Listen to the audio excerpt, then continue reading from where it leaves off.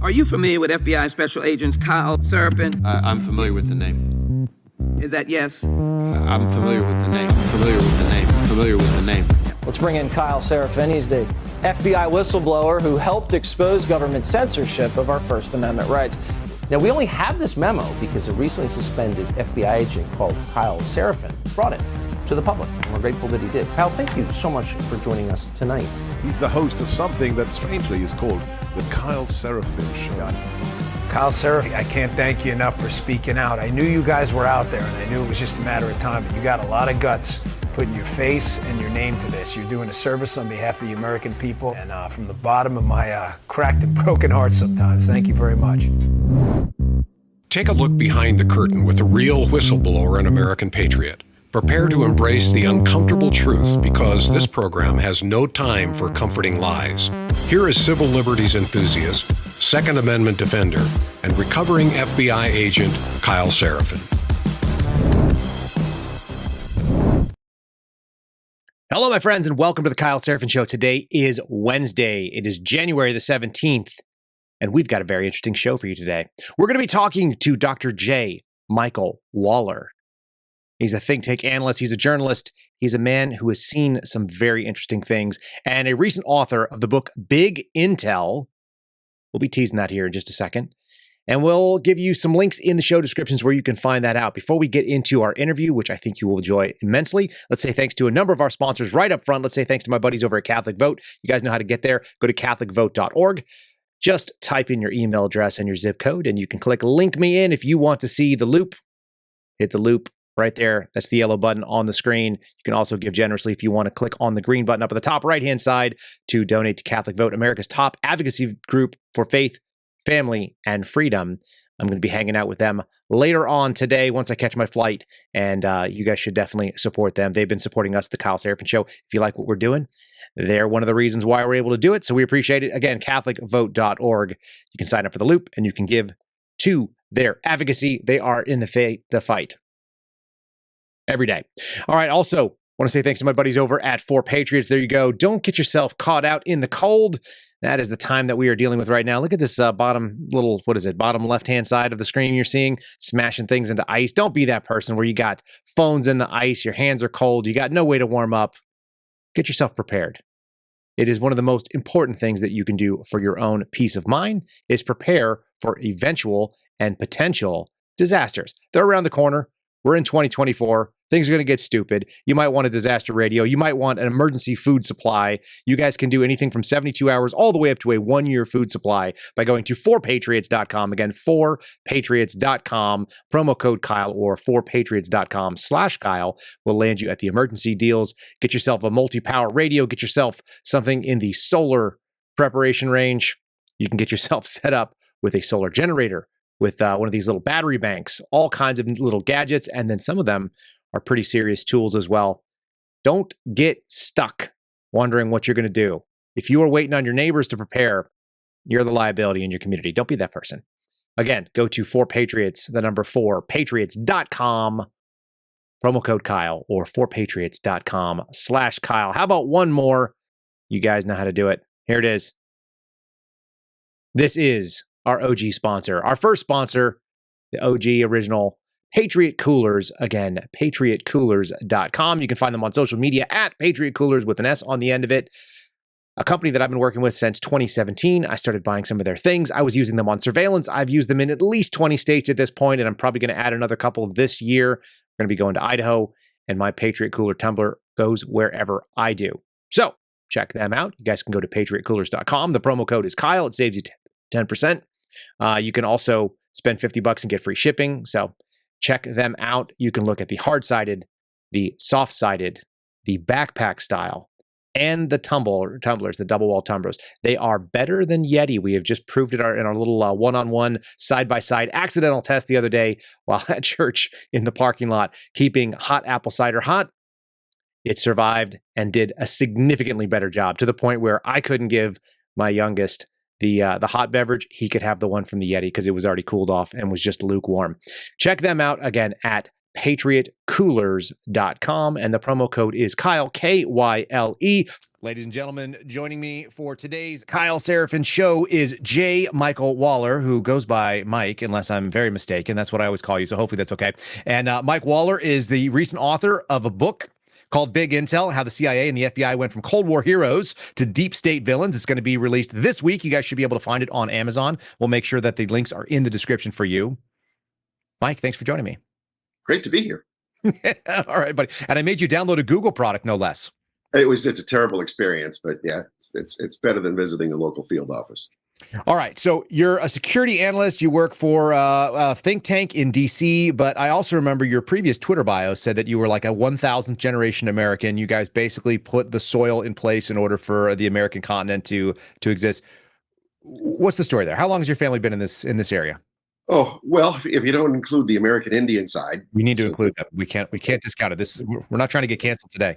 I want to be diverse here and inclusive, but not equitable. But my first English settler side came over on the supply ship for the Mayflower, which really wasn't a supply ship at all. It was just a bunch more colonists coming in who didn't have supplies. So we were the next ship in 1621.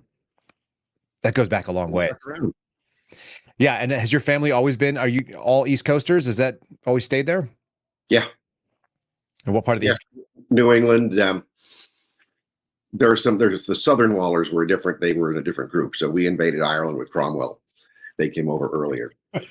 Hold on. Do you say the Southern Wallers? I love that. Yeah. I want to have factions of my family where I can do that. We haven't been here that long to do that. The Southern Wallers. All right. Mike, you have an incredible life story. Your book kind of, I told people that it reads like a Clancy or a Ludlum novel. And if people are not spy novel fans, they don't know what I'm talking about. But will you kind of tell people, where you came from, where you grew up? Obviously, you've got deep roots in America. And then let's get into your story and how that came into writing this book. Well, it's kind of almost like a Forrest Gump experience as opposed to a Clancy or a Ludlum one. I sort of just was there at the time of things, and I was just ended up being part of events and even history. So it was it was a neat experience where I thankfully didn't get into Georgetown University.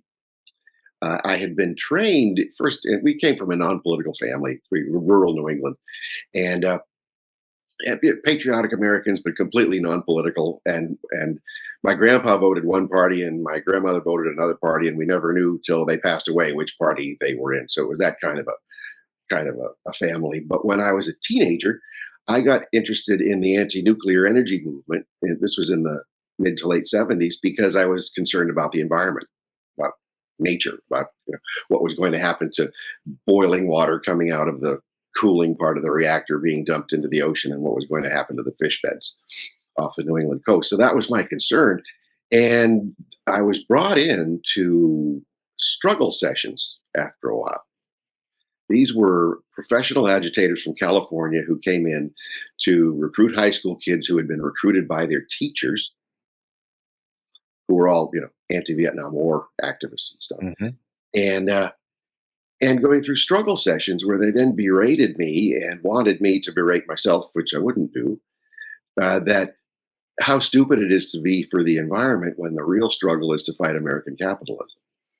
Right. Yeah, of course. How old are you at that time? I was about 15.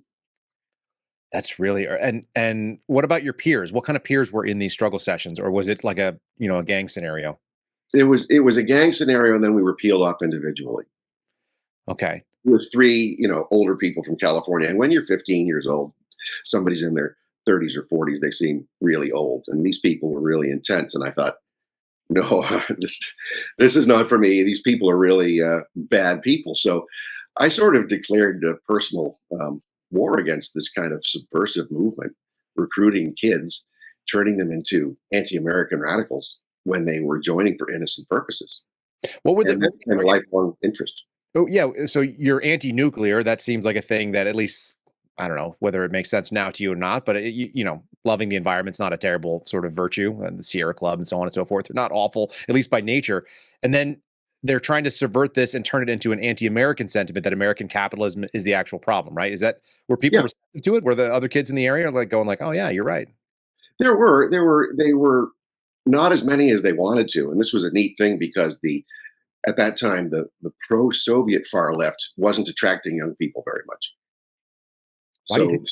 they were really open about who they accepted into their movement. But for our purposes here, I was brought into a larger group of different high school kids from different parts of my state to go through training, so we didn't even know each other. I guess that's part of the advantage. If you don't know anybody, you don't have any kind of natural defenses, maybe, or Yeah. or cliques or allies. Why do you think it wasn't successful? Because it seems like it's pretty successful now. If they wanted to push that, I think it would be very successful. There's something that must have changed in the interim.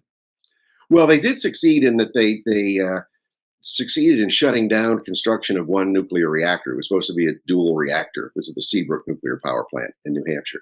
So they succeeded in, to this day, there's only one nuclear reactor. So New England is importing gas from Putin, trying to make it look like they're not, but they have been.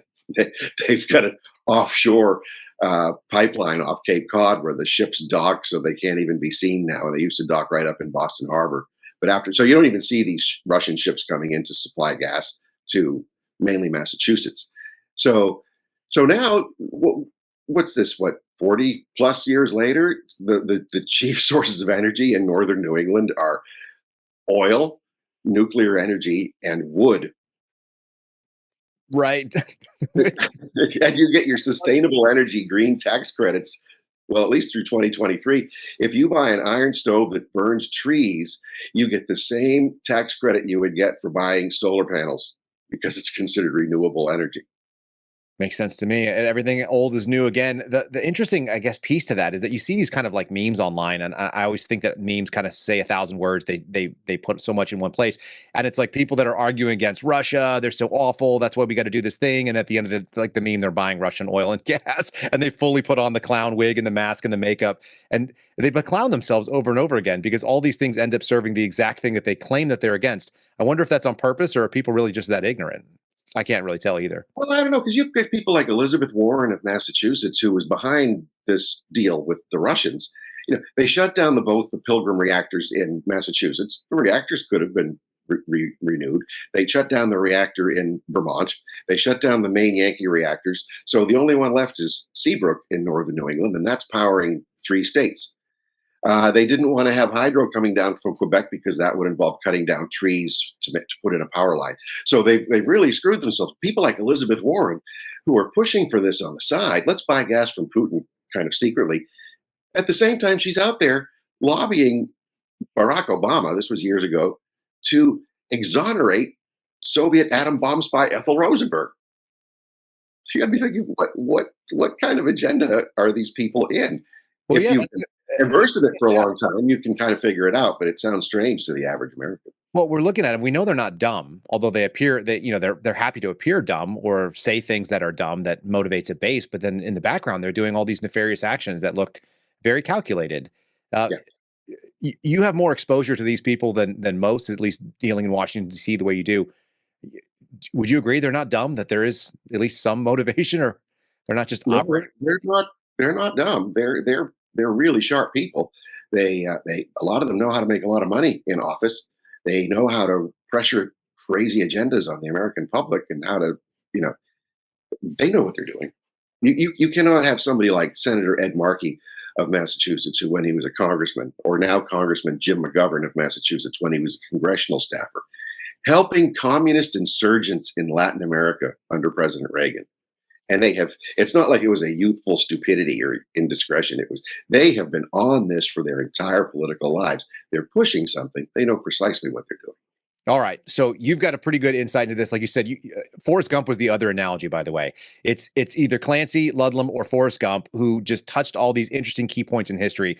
When I first started perusing your book, that was what drew me in. I was like, whoa, what is this guy all about? He's been to all these different things. He kind of has these crazy experiences that you'd think you had to plan it.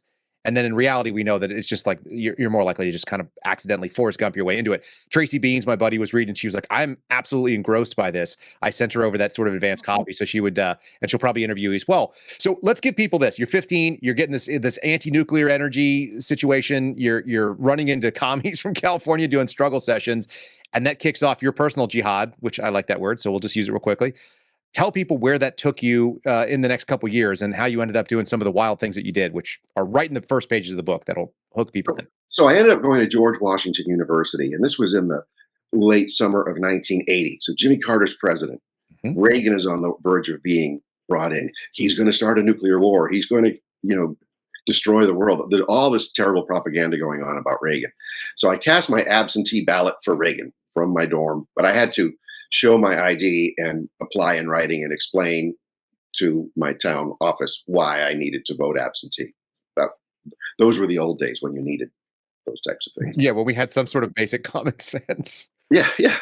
So imagine being a freshman kid 3 blocks from the White House when Reagan is inaugurated president and his inaugural parade breaks up on your campus. Okay. So I'd gone in as a congressional intern and my congressman was retiring and he said, hey, you wouldn't do any good in my office because I'm retiring. Why don't you go intern in the Senate? So he called up my U.S. Senator, Gordon Humphrey, and said, hey, I've got this kid from the state. Would you like to have him in? And so boom, I'm in. And who's there two cubicles away from me? But this guy, very nice guy, but kind of quiet, always on the phone like this, in the fall of 1980, Morton Blackwell, who then disappears the day after Reagan's elected to join Reagan's transition team. Then he becomes one of Reagan's main policy people. And he'd come up through youth politics. So he said, hey, come on and join us. Come to this thing called CPAC 81. How long? Reagan was there, Bill Casey was there, and all these other people were there. Yeah, how long had it been going at that time? Was it relatively new? It was just a few years old. Okay. Yeah.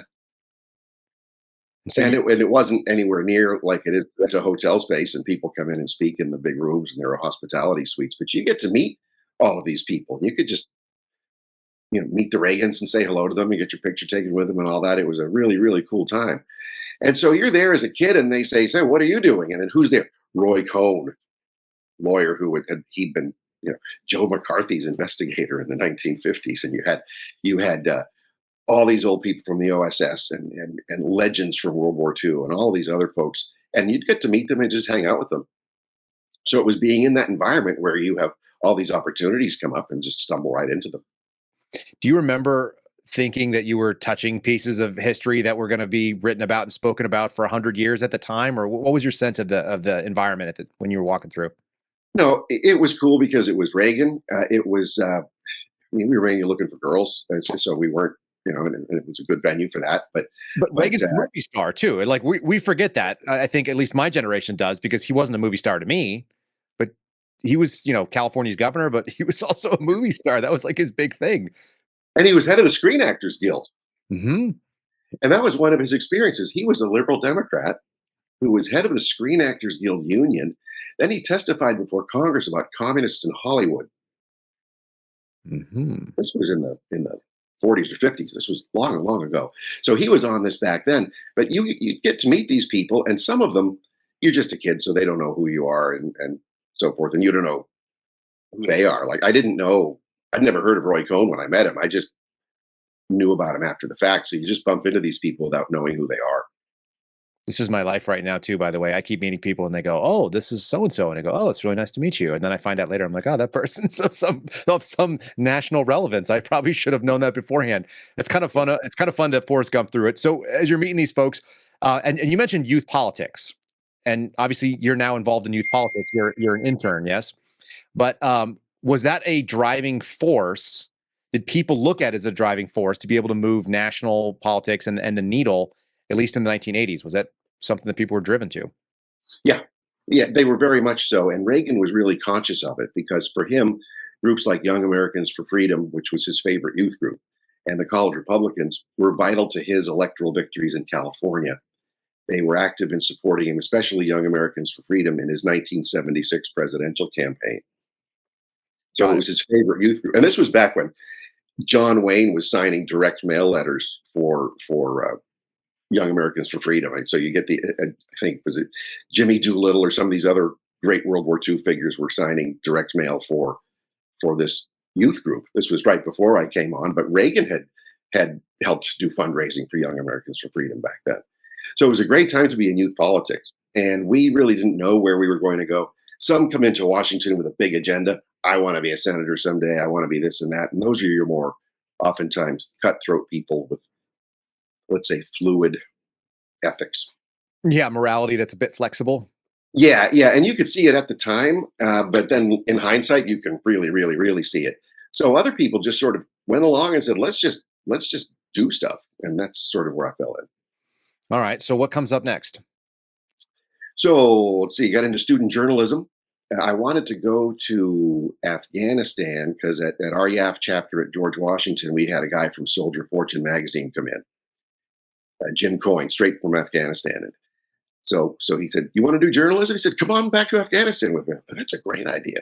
But at the same time, I was working now at the College Republican National Committee. I was with the Young Americans for Freedom National Office. So I was doing President Reagan's national security portfolio for both youth groups. So who's at the White House? Morton Blackwell. Now he's with Conservative Outreach. He was the guy I'd worked with when I was a Senate intern. And then Faith Whittlesey, who was Reagan's ambassador to Switzerland, who was also very youth politics oriented. And she said to me, "Look, you speak Spanish. You go down to Central America, do your student journalism down there." Okay, great. I said, "I want you to meet somebody." So she introduced me to Reagan's one of his Central America guys on the National Security Council. It's a CIA man, Constantine Menges. They called him Constant Menace. Both his friends did for one reason and his enemies did for another. Mhm. Really great guy. And he said, "Yeah, come on down. I'll get you set up with the Contras in Nicaragua." So these were the anti-communist insurgents who were fighting the Marxist regime in Nicaragua. Daniel Ortega, even back then, fighting him.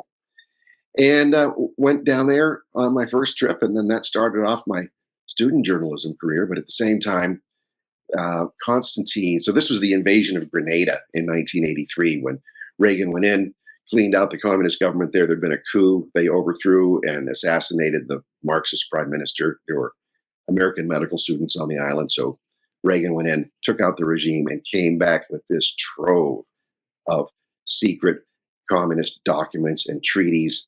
And everything Reagan had been saying about the Soviets taking over the hemisphere was proven true by these documents. This is urgent. Is that Urgent Fury? Is that what I'm thinking? Operation Urgent Fury. Yeah. Mhm. And and the documents were, most of them in English, or there were English versions of them captured because it's an English speaking government. So, wow, here's something that Reagan, the CIA wanted to keep it all secret, of course. You know, what source and what method are you protecting in that way? But anyway, that was the idea. Michael Ledeen over at working with the White House and the State Department and Constantine and others said, "No, let's make it all public," which they did. It was fantastic. So Constantine said to me, "Hey, we're not. I want you to be on the watch for hard evidence of Soviet military equipment, any documentation, any Soviet involvement in Nicaragua and El Salvador." And they were collecting it, obviously, from the CIA. I didn't know what I was doing. He didn't tell me what he was putting me up to do. But I ended up working to collect this kind of documentation and photographic evidence and material evidence of Soviet military support for the communists in the region, and ended up being a back channel to CIA Director Casey. But I was getting this walking around money to do it. I didn't know where it was coming from. It was this old guy who'd been in the OSS who said, here's some walking around money. He introduced me to. Well, 30 years later, I found out it came out of CIA Director Casey's pocket. And he was apparently funding a bunch of people like me out of his pocket so that he would never have to report to Congress that he was spending this money because it was his own private money. It wasn't appropriated money. Hold on, you got to say that again. So the director of the CIA is taking money from his own pocket, his personal cash, right? And he's laundering it through former OSS guys that are retired, that are his old buddies from the OSS, because Casey had been in the OSS. Sure, that are just in the world, that are kind of operating, and he's personally running what we would call a hip pocket source, somebody who's not officially on the books, and they're just sending you off on these like official cover or non-official cover journalists and things, but you don't even know what you're reporting is. No, I had no ideas. And it was, so Constantine at the White House, he'd said to me, "Hey, I want you to meet my friend Jim." I said, "Okay." I didn't ask questions. It's like a White House guy says, "I need you to do something." I said, "Okay, cool." So Jim's this nice old guy, and we had coffee or tea, and he's telling me, some World War II stories. He'd been in the OSS. And I think, okay, well, it's really cool to be talking to somebody who was, blowing up Nazis and everything, and also thought the communists were bad at the same time. Mm-hmm. But I really didn't know. And then one day he said to me, This was late '83. And I was supposed to go out with the Contras in January '84 for the first time. He said, "You're a Catholic, aren't you?" I said, "Yeah, but I'm not a very good one." He said, "Well, look, go to the Saturday Vigil Mass at 5 o'clock at St. Matthew's Cathedral and sit in the back left set of the pews and just stay there until someone talks to you." I don't know what this was. And is this really such a dangerous trip that I've got to, yes, it would have been a good idea to be in good standing with the Lord, before going on a trip like that. But I really didn't know, but I thought, okay, I'll go. So I went, and during Mass, I see further up ahead this stooped guy, and I said, "That kind of looks like Bill Casey." And sure enough, it was him. So after Mass, he gets out, and I thought, oh, I'm going to talk to him. I'd met him at CPAC, and I just shook hands with him, and that was all. So he had no, there was no connection other than that. And then this woman comes up to me and said, "Are you Waller?" I said, "Yeah." She said, "Stand here." Okay. And then who shuffles up the aisle to leave but Casey with his whole personal security detail that just materialized from these plainclothes people in the cathedral. And he shuffles over to me. I'm like, oh, no, what's this? So, and really in a goofy, stupid kid way, "Nice to meet you, Mr. Director," kind of thing. I didn't know. And he said, "Capitan Oke." And I said, "What?" Because he was famous for mumbling. I said, "Capitan Oke." And he shuffled away. And then a man with him said to me, "Capitan Luque, remember that name." And that was that. And so I didn't know. Okay, fine. It was weird. So then the next week I went out with the Contras, and I'm stuck at the airport in Tegucigalpa, Honduras with my friend. And I had hair then, and I was skinny. So I looked kind of like one of these communist Marxist kids who go down to, they were called sandalistas, to show solidarity with the Cuban-backed movements. And I was getting a hard time getting through customs because we didn't know where we were staying. We didn't have any local contacts or anything. We couldn't answer any of the questions. So I said, full rank, I said, in Spanish, "I need to speak with Capitan Luque, Captain Luke." And they looked around and, "What's that?" And so later on, this big fat officer comes out, and I didn't recognize their insignia. And I said, "Capitan Luque?" And he said, "Oh, Capitan Luque, welcome. Come on with me." And then he let us through. Well, it was 30 years later, Bill Casey's son-in-law told me that I was Capitan Luque.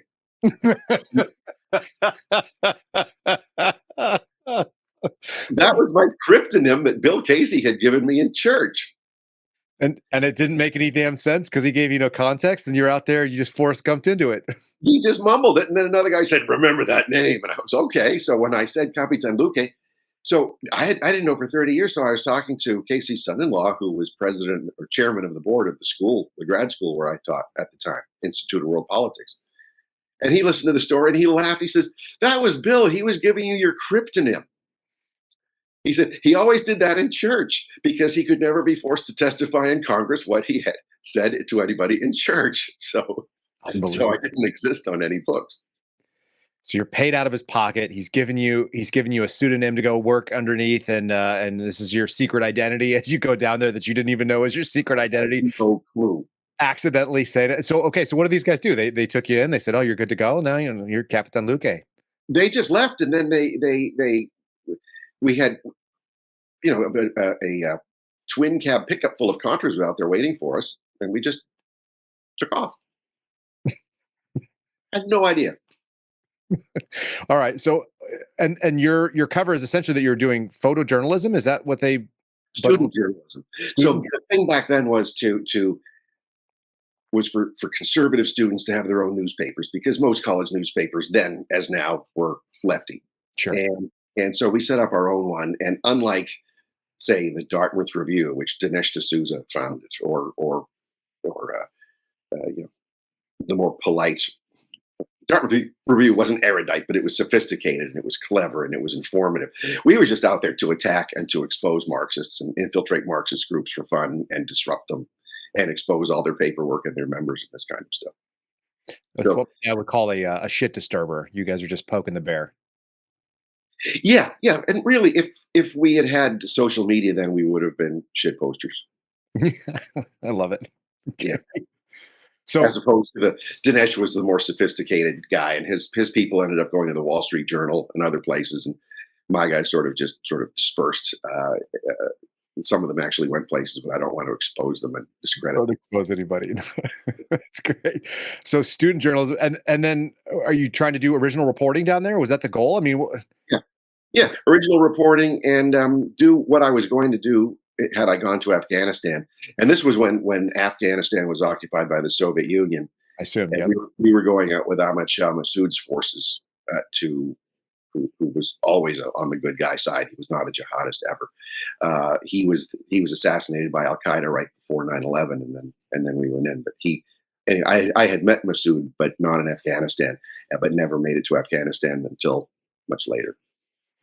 All right. So as Captain Luca, you're doing your reporting. You come back to the United States. Where are we going with this? Where does it keep going? Oh, so then I started writing for real publications, and then got involved with some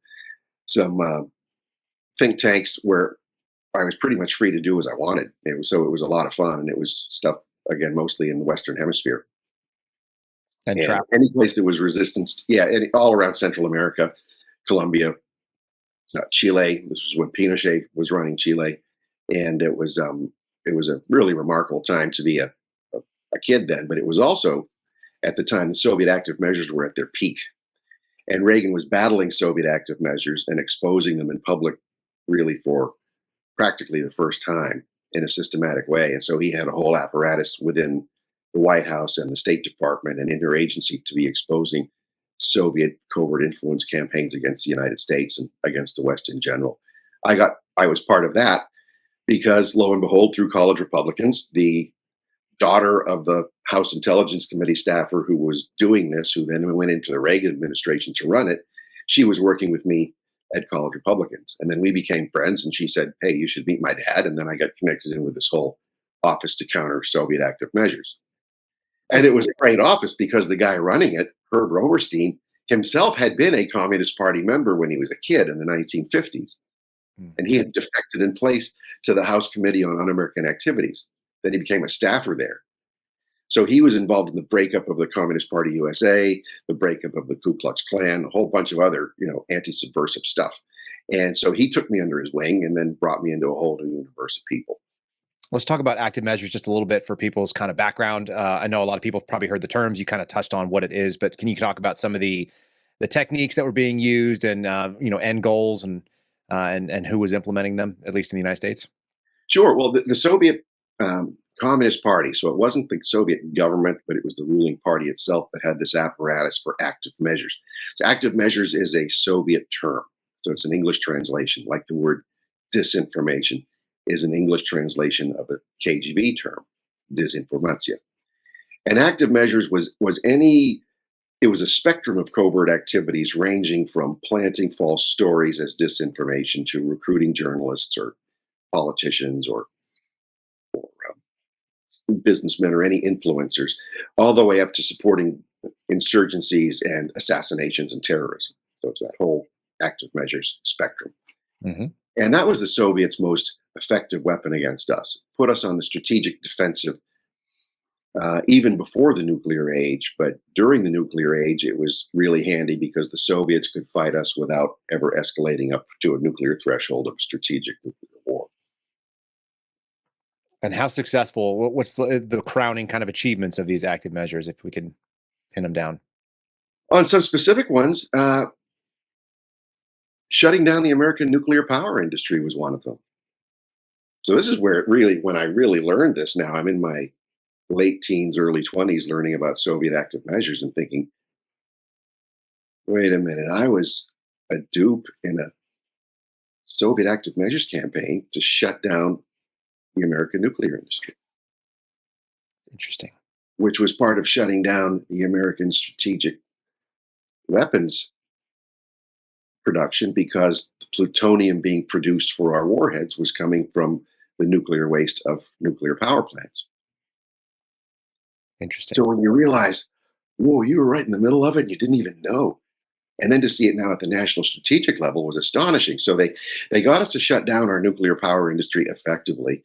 They got President Carter to stop strategic modernization for the most part. They got the United States to not deploy the enhanced radiation warhead in Europe to defeat a Soviet armor attack on NATO. A lot of nuclear weapons production and modernization and arms control issues were exploited by Soviet active measures campaigns, and those campaigns succeeded as the Soviets were modernizing. Their goal was to keep us from modernizing, keep the Brits from modernizing. And there But is, Reagan exposed a lot of that, and he was able to force a lot through. but they're using basically Americans' compassion and sensibilities towards their fellow man and sort of good nature, and kind of weaponizing it in order to sort of subvert the ability of the national security apparatus to do the thing that it's supposed to do, which is allow people to be compassionate but keep them safe first. And kind of, Right. And there were people in the national security apparatus who were wittingly or unwittingly part of it. We don't have good laws to defend ourselves from this. We've got the Foreign Agents Registration Act, which is from the 1930s, and it's a slap on the wrist, and it's not that effective. But we don't have good counterintelligence laws. We have counter-espionage laws against spying. Yep. But we don't have good counterintelligence laws against acting as an intelligence operative for an enemy power. So they get away with it. yeah, it's really worth pointing that out to my audience, because I think I've talked about this a little bit, but it's very strange to learn that people are doing things that are against the United States interests, that would obviously be antithetical to the way that we would want them to behave, whether they be government actors or non-government actors. And yet they're not breaking any laws.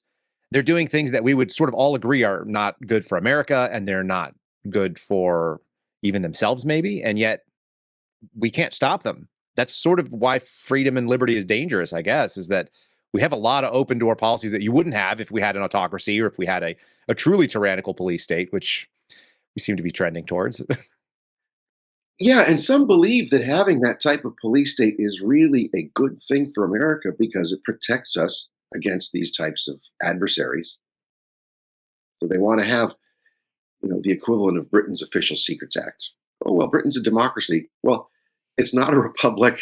It has a chief of state and commander in chief who is ordained by God to be in that position. Really? Really? Do we really believe that? It's nice and quaint in an American point of view, but it's very important in a British point of view to have a monarchy, but it's not the same thing. And that same person is Canada's commander in chief, and Australia's commander in chief, and New Zealand's. So 4 of the Five Eyes, their commander in chief is King Charles III. Mm-hmm. That's their system, and that's okay, but that's not our system. And so when we import ideas and systems from countries that don't have our fundamental founding principles, that becomes a danger to us. We keep coming back to this like democracy versus republic thing, and for whatever reason, the political left continues to push the idea of democracy. Do you have an instinct on what that end goal looks like? Why that terminology push continues to happen? Well, as our founders knew, if you have pure democracy, you will have tyranny. You'll have mob rule. And mob rule through elites who are ensconced, and then they're able to mobilize the mobs. That's if you have pure democracy. So if you have a republic that is democratically elected, then you have these checks and balances in a federal system. So now it's a federal republic. So you can't have a centralized elite take over, ideally. Yeah, you can't have a powerful centralized government with few checks and balances, ideally. And you have the individual states having a lot of power, ideally. Okay.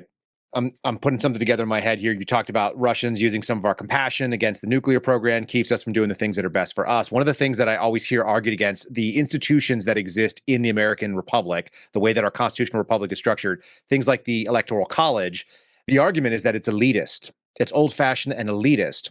And the thing you just said a second ago was that when you have mob rule, true democracy, 50% plus one, the elites can actually run that much more effectively because they can run the mobs.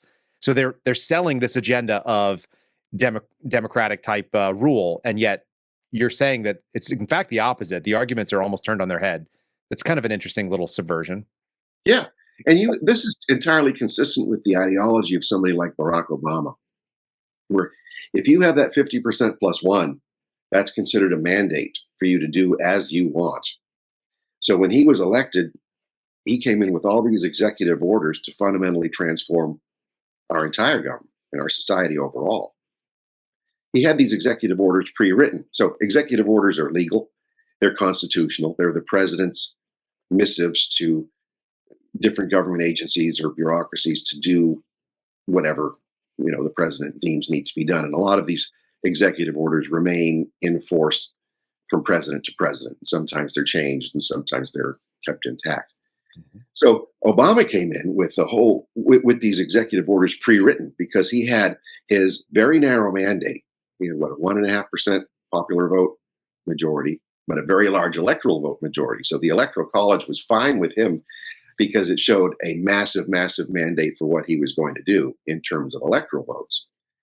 But in a pure democracy, he would have had almost no mandate at all. But this is consistent with the critical theorists and the Marxist scholars like Herbert Marcuse, who Obama was a big fan of. And Marcuse was one of the pioneers of critical theory, critical sex theory, critical legal theory, critical race theory, and so forth. It's permeated our society now. So his doctrine, he had many doctrines, but one of repressive tolerance was to tolerate up to a certain point and then shut off your tolerance, and then have that 50% plus one majority to impose your will as a democratic mandate. What does that look like in practice? The tolerance to a certain point. Can you give an example?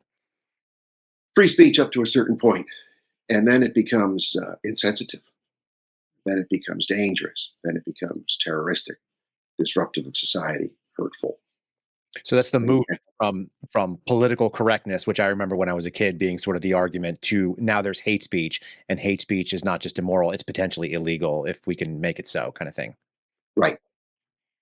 So you start now Google just the other day came out with a policy on insensitivity. They're going to have some sort of insensitivity index in case that there's somebody says something during a time of political or cultural or social tension. They're going to shut things down.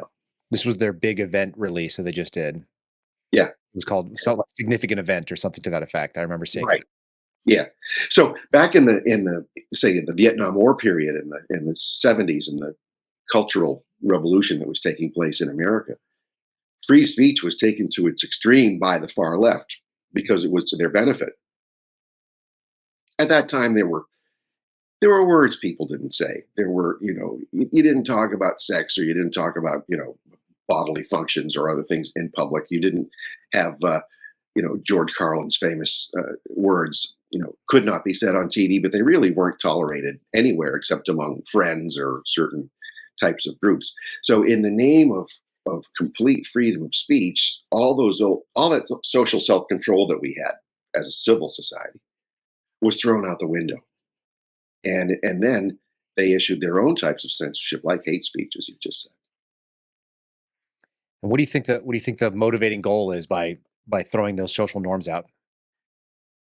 Well, it's part of what the if you go look at, say, the Frankfurt School of Thought, which was created by the Soviets, aimed at Weimar Germany, to tear apart Germany after World War I, tear out the political center of the country, so that the communists could come in and take over the institutions. Mm-hmm. It didn't work because Hitler beat them to the punch. So what did they do? They came here and they set up their doctrines here at Columbia University and elsewhere, at a teachers' college, to go populate the different schools to teach the teachers and indoctrinate them, and to tear us apart as a society, to take away our beliefs in family, our belief in church, our belief in God, our belief in society, our belief in American founding principles, and just, regular human decency, hard work. It's right. Strong character. Right. To tear it all apart and make us relentlessly question everything we say and everything we do, and then to start censoring people who try to recover that, or to try to stop this calculated destruction from taking place. You've written several books, correct? I know this is your first book we're talking about. You wrote one about the KGB. Did you write some previous books as well that I'm not aware of? Yeah, my doctoral dissertation was on the KGB and its successors under Gorbachev and Yeltsin. And that was a really cool experience because I got to go to Moscow during the Soviet collapse. Another Forrest Gump experience, imagine being in the Kremlin the day Boris Yeltsin secedes from the Soviet Union and declares the Soviet Union as abolished. It was just a neat thing there. So what do you do as a doctoral student? Well, I came right back the next month and I started working with these activists and journalists and others. They had sacked KGB offices and were going through all these documents. And by that time, I'd studied a little Russian, but it wasn't any good. And so they were just showing me what was there. So I was bringing bags of documents back to the US to be translated. And this was KGB internal documents and internal party documents. And one journalist I worked with got into Gorbachev's vault where all of the Soviet Communist Party leadership's archives were. And she was there for days and days and days with photocopiers and bags hauling out documents. She wrote a whole book based on this and provided me a lot of the materials herself. So this was a really neat time to be there, but I got to meet the exact KGB generals who were running Soviet active measures campaigns against the United States. And how open were they with you? At that time, they were remarkably open because, in a weird sense, the KGB foreign intelligence officers were among the most liberal, in quotes, in the Soviet Union because they knew how messed up the USSR really was in relation to the rest of the world. Right. So they knew the truth, and they thought, if we can save the Soviet system, let's do it through glasnost and perestroika with Gorbachev, and let's have some sort of relations with the West. But by this time, they didn't know what was happening and what their future would be. So there were a series of conferences in Moscow that were run by former Soviet human rights activists and journalists and others. And they would have these KGB officers come in with victims, and they would talk, and it was sort of like a big AA meeting almost. It was a really cool time to be there. People airing grievances, people were explaining what had happened, and this is what you were a victim of, kind of deal. Is that what we're kind of hearing? Yeah, and it was inconsistent. So some of the KGB people were very defensive or defiant about what they did, but there were others who if they knew that you weren't a dupe and that you kind of knew what you were talking about, you could have a good conversation with them and come to an understanding. Some of them, because they still had post-Soviet Russia kept the old Soviet secrecy laws. Got it. And some of these guys, these KGB men, were angling for partnerships with Western companies and economic opportunities because they were still just getting their Soviet salaries in rubles at the time. So at the time, you could buy whatever you wanted to. Interesting. Also, and then figure out what was true and what wasn't. Sure.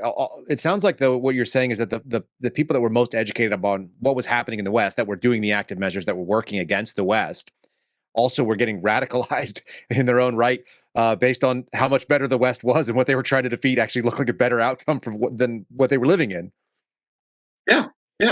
One of them was a very famous KGB general, Oleg Kalugin, who lives in Maryland now. He did not defect to the United States, but he was an advisor to Yeltsin. He stood on the tank with Yeltsin in front of the Russian Parliament building in 1991, and then he thought, wait, no, this is Yeltsin's day. Everybody else off the tank, and just have Yeltsin stand up there as the hero against the communist machine.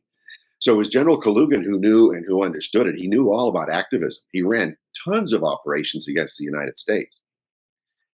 He even paid a very famous journalist who taught other journalists he was the bagman, the KGB bagman, to pay this guy. Very interesting. So it's and he'd been doing that since the 1950s. So his knowledge of America was very, very intimate. Your new book is called Big Intel. It's talking about sort of the woke tip. You talked about executive orders and the missives and sort of the agenda that Barack Obama came into the country with. We're also seeing it kind of tied in right now. I think the Twitter files and some of the other interesting sort of reveals of the private intel industry, which seems to have an awful lot of folks from the government, either former government or current government, that are on a different salary. Can we talk about the swing, the way that intelligence has moved? They were heroes. We talked about it. And I think we sort of knew the American way of life was superior. Even the Soviets knew it. And then somehow they're the villain today. There's got to be some kind of a changeover. Where did that happen? Well, they were always a villain to somebody. So it's a question of, whose villain are they? So if you look at the start of the FBI and this even before he was in the FBI, this Edgar Hoover, this young lawyer, he was in his 20s when he was running the Justice Department unit to round up communists and deport them to Russia. He had fought, he grew up on Capitol Hill. He worked in the Library of Congress. That's how he knew how, you know, the early 20th century version of databases worked. That's how he knew how Washington worked. But his main job, and then when he took over the Bureau of Investigation, it wasn't as a lawman to fight crime. It was to hunt down communists and anarchists. And the law wasn't a really good tool for him, but he did what he could. He was winging it as he went along. And when you're running the bureau for almost half a century, you're going to make a ton of mistakes. But when you think about the few laws that reigned in Hoover and the immense power that he had, he was really restrained in comparison to today's FBI. That is a profoundly probably upsetting statement for most people who are looking at today's FBI and thinking where it is. And they go, well, think about the big abuses, and we can go back to the Palmer raids, we can go back to McCarthy, and we can go back to all the different, we had guys that were in the civil rights movement trying to tell Martin Luther King Jr. that we've got stuff on you and you better do the right thing and kill yourself. And we think, man, that's super abusive. And the statement you just made is that they're way worse today, and that Hoover was pretty restrained. Let's keep fleshing that out, because just let people kind of have that digested moment. And it's intense. That's an intense claim, and I don't think you're necessarily wrong. I think the powers, just in and of themselves, kind of tell us that too. So some of it's technology. Yeah. Can you imagine if Hoover had the technology that Chris Wray has? Well, that's the thing we talk about oftentimes, that people, the Soviets too, if they had the ability to do what some of these data companies could do, change things, manipulate people's perceptions without them ever even knowing that they're being manipulated. That's the Soviet wet dream, is being able to send information and curate what it is true and what's false. People, I think, knew they were being lied to in the Soviet Union, at least the people that were paying attention. That's sort of the instinct we have. And that seems to be what you just said about at least the KGB guys that were trying to do those operations. They weren't fooled.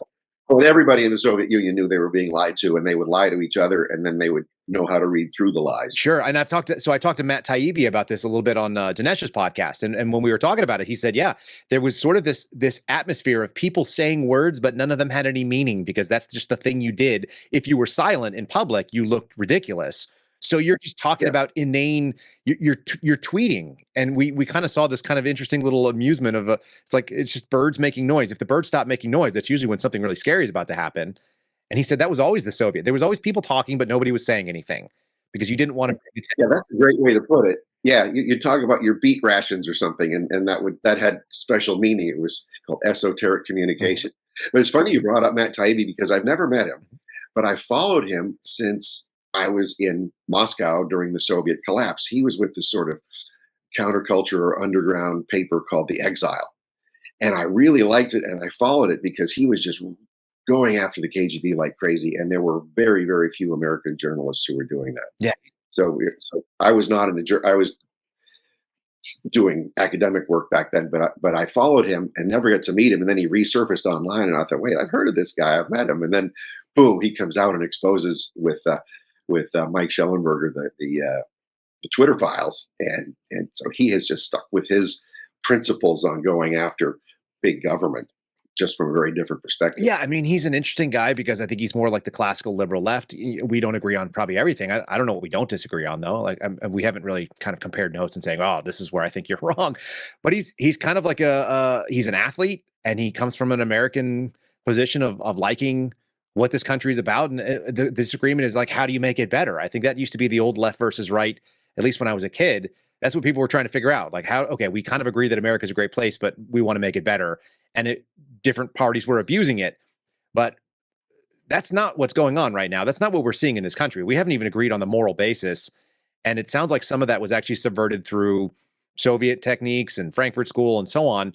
And then it made its way into the intel community, which is really from hunting commies to basically hunting people that disagree with commies. We've done a whole flip. There had to have been some kind of major infiltration. Do you have a sense of what it looked like to make that happen? Well, there was, but when you think of it, American counterintelligence was never very good. They'll be very sad to hear you say that, but I'm okay with that. It's terrible. I mean, there was only one so I had the sort of, I was the only, person to be in KGB headquarters after the Soviet collapse at Lubyanka, and then going around just with ransacked documents and talking one-on-one with all these people who were involved both inside and outside the KGB and in the party, and then victims and everything else. And only one person from the FBI wanted to know more. And he took me out. We became friendly. He was kind of a strange guy, so we weren't pals, but I went to his house a bunch of times. His wife cooked me dinner. I got to know him pretty well. And he wanted to know everything he possibly could. And then one day he was arrested. It was Robert Hansen. So Robert Hansen was the only FBI person interested in my findings on the KGB. And then another time, I got some material on in Arabic, and I knew it was some extremist stuff, but I couldn't read Arabic. I didn't know, but I knew the source, so I gave it to a friend of mine whose wife was an FBI agent who was born in Lebanon, and she spoke native Arabic. And I was with him when he gave it to her, and she just kind of dismissed it. And I thought, well, that's really unprofessional for an FBI agent to just be so dismissive of something and not even ask where it came from or not want to know more or anything. So I mentioned her to the FBI. I said, hey, there's a problem. You got a professional issue here. Well, turned out she was an alleged spy for Hezbollah, and I reported her to Hansen. So I've seen some of these little snippets as I was scrolling through your book. I didn't get to like sit down and page through everything one at a time. I did a lot of kind of like touching the waypoints on, which is it's the only way that you could see this. I knew that was the setup, so I had to cover my face because it's such a. No, that the guy who was interested in the KGB was the guy who was getting his paycheck from the KGB. There's just, you can't make this stuff up. And so the idea that the FBI has always been kind of bad at it, like I said, it will hurt the feelings of people that I worked with who thought they were great. And there are former agents that worked in CI that would consider themselves, kind of spook-like, and they didn't want to be criminal investigators. They wanted to be intel people, but they're not trained for it, and they don't have the background in it. And even though they're getting a little better about sending people to the farm and sending people to Langley, it's just not the FBI. It's not built for that because it's theoretically still has a law enforcement. It's both a shackle and a weapon. And I think we've seen it move towards more of a weapon lately, only because they're willing to come after us internally. Yeah. We're trying to do it. Yeah, now, the comment I said before about the FBI being really poor about counterintelligence historically, it's not against the FBI counterintelligence agents. It's the way the FBI is set up. Yep. It was never set up to run deep dive, strategic, offensive counterintelligence operations to disrupt the adversary's foreign intelligence services against us. We don't have a capability for that. The CIA doesn't do it. The FBI, as a counterintelligence entity, should do it. In fact, President George W. Bush tried when he set up the Foreign Counterintelligence Executive. Mm-hmm. It didn't stay. Why? Because they put FBI agents in charge of it. Right. It became just one more bureaucracy. So it was really sad. So yeah, you'll have some good. Most of the penetrations or most of the cases that we see that are made known to the public are not like really good counterintelligence work being done. I'm sure some is. Most of it is walk-ins, or most of it is provided by foreign countries that rely on that provide this to us. So some of the best cases against the Soviets and even against the Russians were walk-ins. Yeah. Effective. You want to define what that is for folks that don't know what a walk-in is? So it's in this case, it's a foreign intelligence officer or agent who turns himself in to the FBI or wants to defect to the United States and turn against the other side. So there were some really vital ones, KGB Major Stanislav Levchenko being one of them. My former professor, Vladislav Bittman, who was with the Czechoslovak Secret Service, who was the pioneer of teaching the discipline of studying and countering disinformation in the United States, which none of the so-called disinformation experts you see have ever probably even heard of the guy, let alone studied under him. He was a brilliant, wonderful man, but these were walk-ins who volunteered. So it wasn't like they were being worked as an op by the FBI or the CIA to have them come over. Some of that might have happened, but basically That's if it has, it hasn't been public. It seems that most of what the FBI has been able to do, even recently, we see them, they're basically like spamming and giving people, direct advertising on social media saying, hey, like they'll put something in Russia and there's a certain amount of money associated with coming over here. But, the words I remember someone saying is like, if anybody is willing to step over from a Russian intelligence service, if you're going to get, people from the GRU or whatever, they're going to come over. It's a 7-figure amount of money that the United States government is willing to go, and they're going to, because these people are going to have to relocate their entire life, and they're going to try to make it worth their while. But that's not how you recruit people. And the other big problem that they have is that you're talking about people that are essentially law enforcement officers that have this mandate under their actual job code, the 1811 criminal investigator, and all the training at Quantico is based on you're going to go find crimes and we're going to go find out who did them. That's the theory of what the FBI is, which goes back to that root. They were going after commies, but probably ineffectively, even if that's what he was interested in. And they basically got their funding and they got their money and their ability to operate going after interstate crimes, where there was a problem with local law enforcement unable to pursue people across jurisdiction. I always tell people, if you want to know why the FBI doesn't make any sense, it's because it's got a mission set that has nothing to do with why it was created. And you have this expectation they're going to go after Bonnie and Clyde and the Dillinger gang. And so do people who join the FBI, it turns out. And then they're like, no. You're going to be like looking for cyber actors from, North Korea. And you're like, oh, like, how do we do? What laws do we have to affect? And they're like, oh, none at all. You can't do anything to them. And it's just this mission creep where the FBI performs all these valuable functions that our country needs. But how well is it doing it? Well, you've got state police, local cops. They're doing a great job busting people. The FBI comes in to help and then delays everything for a long time and then gets all the credit and then gets more money from Congress for the great job it's doing.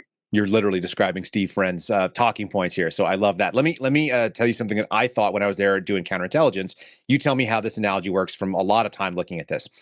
No, I forgot you were counterintelligence when I said how bad it sucked. No, it does. It's awful. It was one of the worst things I've ever done in my professional career. I spent 2 years basically hating what I was doing and thinking, I remember having a discussion with my boss. This is very candid. And I said, she goes, where do you think you're going to be in 5 years with this agency? Which they love to know. Do you want to be a manager? Can we groom you into this garbage or whatever else?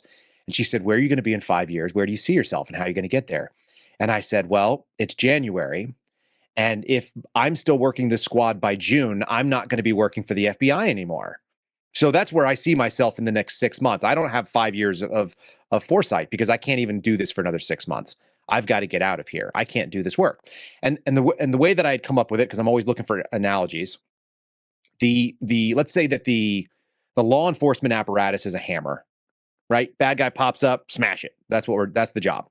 And counterintelligence is a much more sort of sophisticated move. And so it's more like a screwdriver.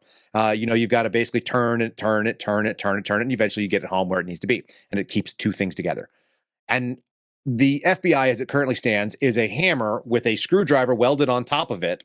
So it is the most awkward screwdriver to use because it's got all the weight of the weird clunky law enforcement thing behind it. And it's also kind of a crappy law enforcement agency because as you try to swing it, you've got this thing that's thrown off the balance and you can't get too close to the wall because there's this thing sticking out the end of it. So it's doing two things pretty ineffectively because of because it's trying to do two missions with one tool. What do you think about that as an analogy? Yeah.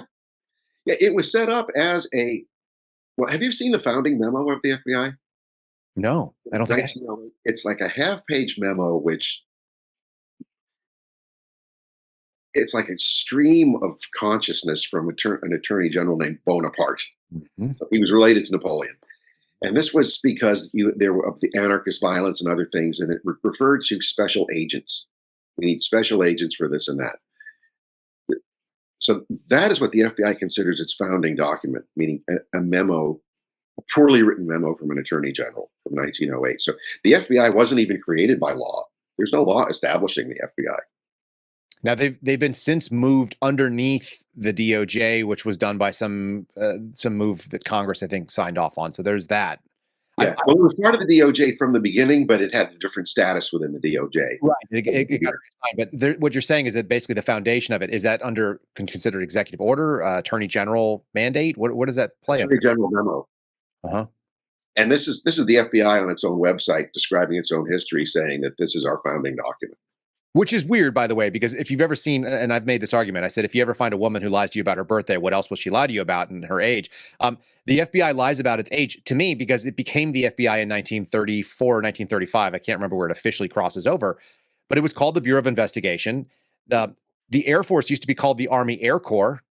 They don't claim the birthday is when the Army created the Army Air Corps. When they became a DoD entity underneath the United States Air Force. That's their birthday. It's 1947. I should remember that better, but I think it's in September of 47.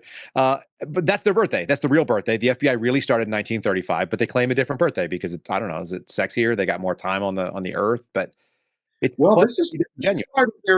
They are so they hate J. Edgar Hoover, right? I mean, they're really embarrassed about him. They want to take his name off headquarters, but hey guys, I literally, this is very just personal and funny. I went to a retired agent. And he's working in law enforcement now with a bunch of real cops, doing real cop work stuff. He's a sheriff, and he may even see this, which will be funny. He's got a picture of Hoover on his wall, and I'm interviewing with these guys, and I'm chatting with them, and I said, "Isn't it funny that he's got a picture of that famous tranny up on his wall?" And they said, "What are you talking about?" And they said, "Who?" I said, "Hoover." I said, "Hoover was famous for cross-dressing and a bunch of sort of alternative sexuality." And they said, "Is that real?" I go, "Oh yeah, it's real." So they were loving it because they wanted to make fun of him for being a bureau guy because local law enforcement always wants to give the bureau a little bit of a hard time. That sort of natural rivalry, state and fed. So they go in and they go, "What's up with that tranny you got on the wall there, man?" And he's like, "Oh, it's unconfirmed rumors." The OG guys love the Hoover era because they were taught by the Hoover guys. But at some point in the last 20 years, yes, I agree with you. Now they want to divorce themselves from it, even though he was kind of like the original.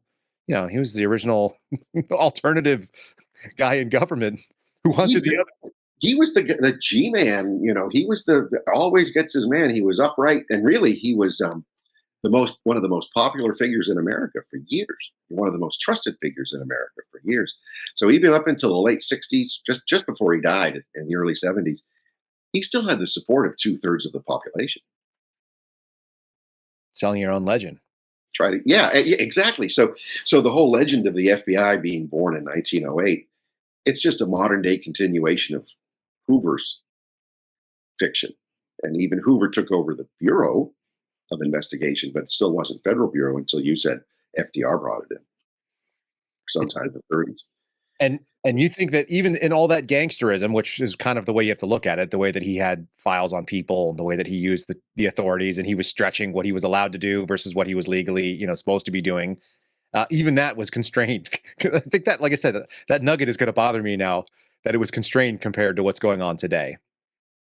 Yeah. So think of the Venona intercepts. This was the Army Signal Corps had broken the Soviet code during World War II, and so while we were focused on fighting the Nazis, the Army Signal Corps was revealing, hey, the Soviets are doing this nasty stuff to us because they have an end state after World War II, or after the war, as they called it, that goes beyond just defeating the Nazis. They're coming after us. And so they were able to, this was a foreign intelligence mission to break the Soviet code, but Hoover knew about parts of it. Okay.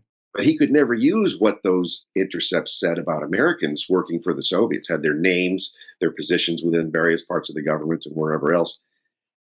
This was sort of like a earlier day version of NSA monitoring and FISA 702 and all of that. But there was no law preventing Hoover from exploiting that intelligence. He just didn't exploit that intelligence.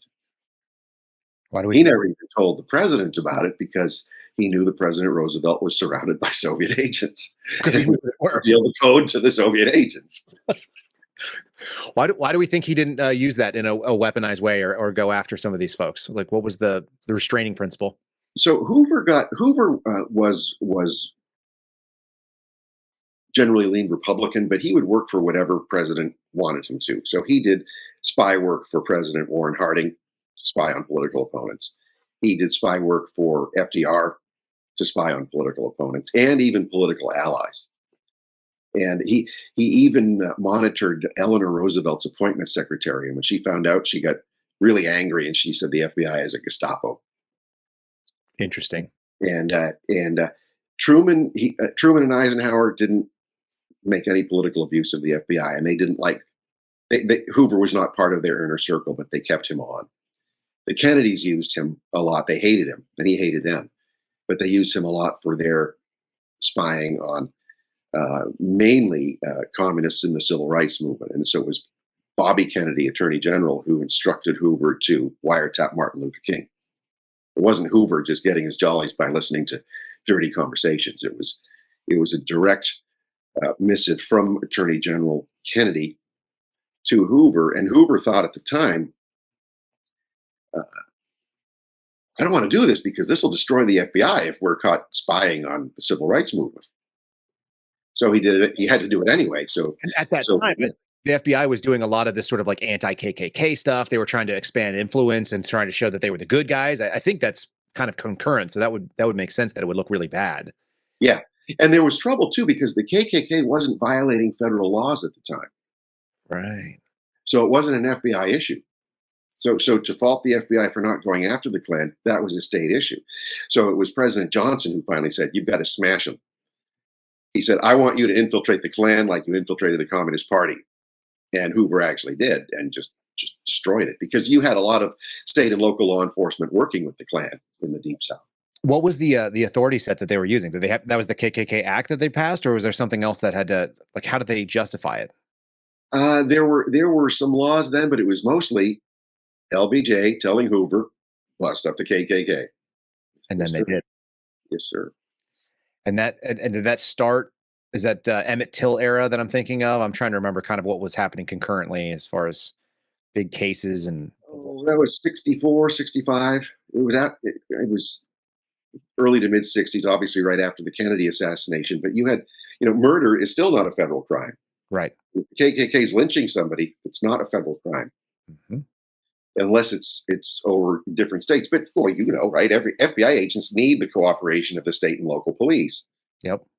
And the courts. And if you don't have that in the Deep South at that time, in many areas, then that's a big problem. But Hoover went in and got the job done.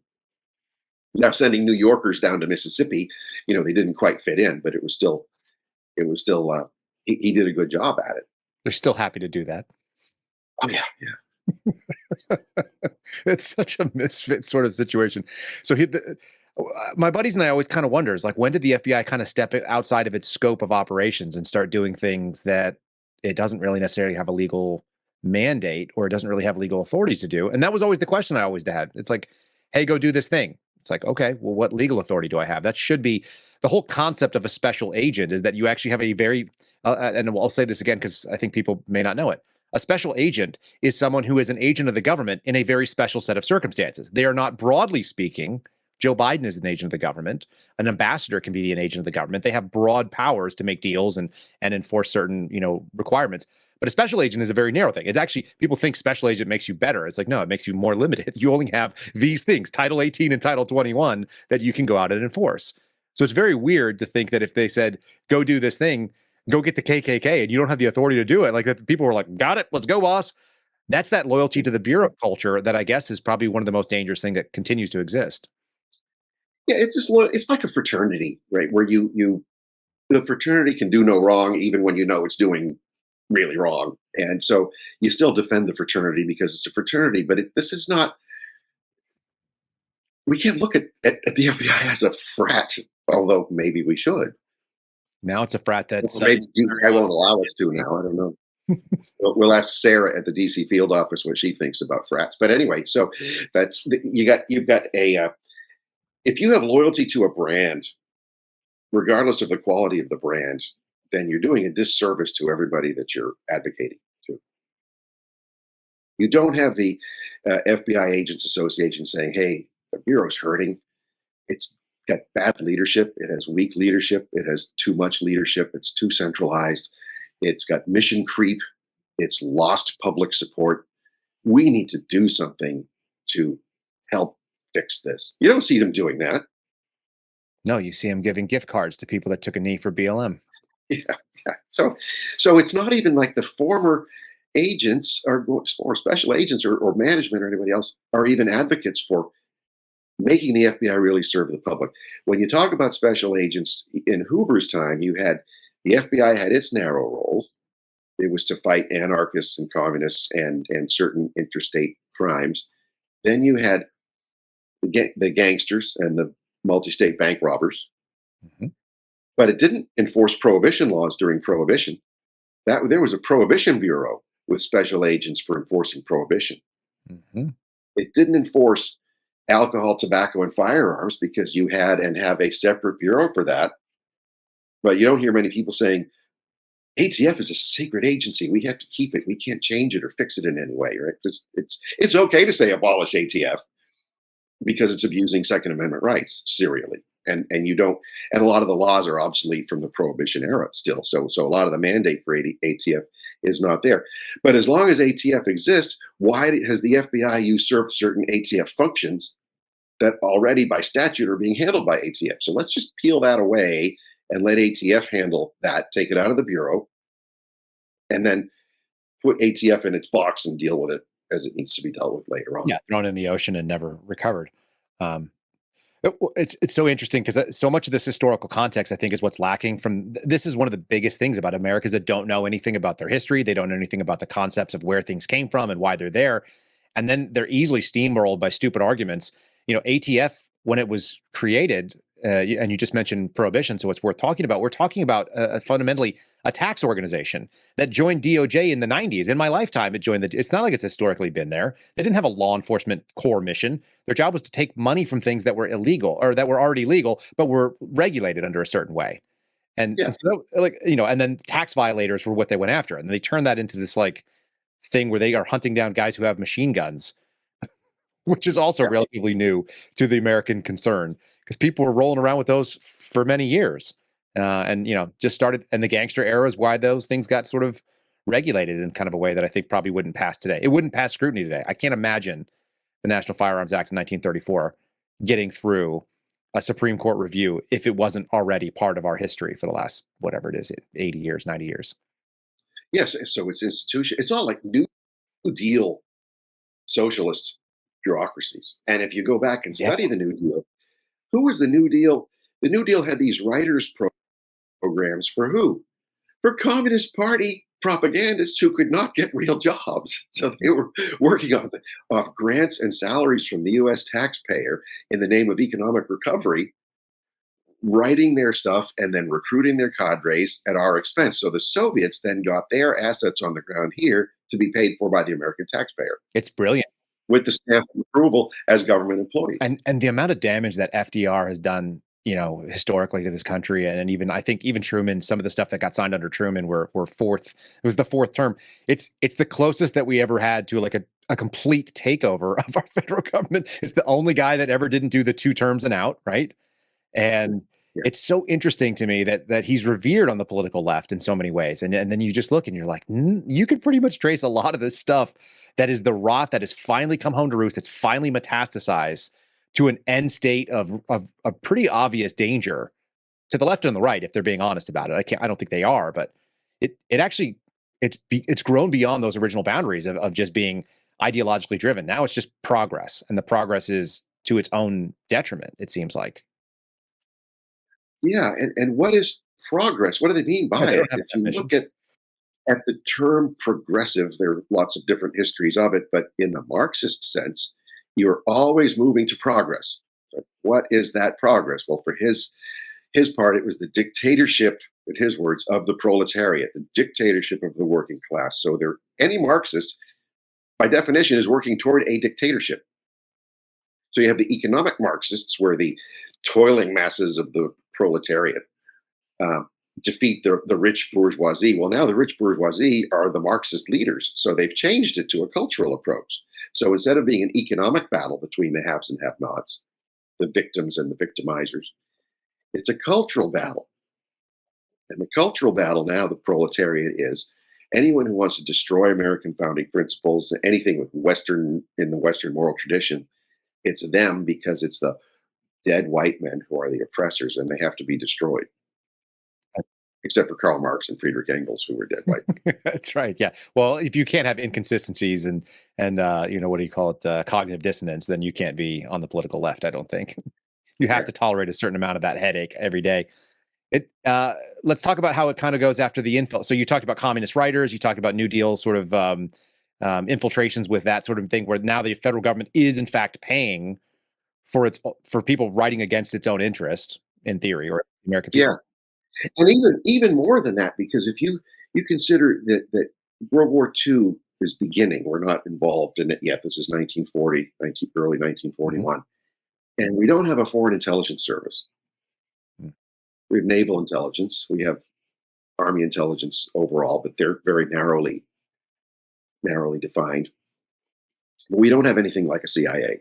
So President Roosevelt says, after the British are leaning on us, we need to have a central intelligence organization. So this is where the Office of Strategic Services was set up as a wartime foreign intelligence service.